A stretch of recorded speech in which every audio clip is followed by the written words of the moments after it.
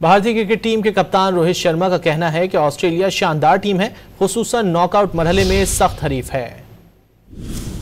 Dubai में media से गुफ्तगू करते हुए रोहित शर्मा ने कहा कि जीत के लिए बैटिंग और बॉलिंग यूनिट के तौर पर बेहतरीन कारकर्दगी दिखानी होगी। बावर कराया कि सेमीफाइनल में दबाव दोनों टीमों पर होगा। भारत को अपनी हिकमत अमली पर कायम रहना होगा।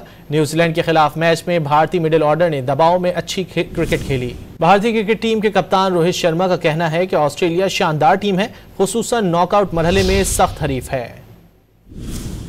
दुबई में मीडिया से गुफ्तगू करते हुए रोहित शर्मा ने कहा कि जीत के लिए बैटिंग और बॉलिंग यूनिट के तौर पर बेहतरीन कारकर्दगी दिखानी होगी। बावर कराया कि सेमीफाइनल में दबाव दोनों टीमों पर होगा। भारत को अपनी हिकमत अमली पर कायम रहना होगा। न्यूजीलैंड के खिलाफ मैच में भारतीय मिडिल ऑर्डर ने दबाव में अच्छी क्रिकेट खेली।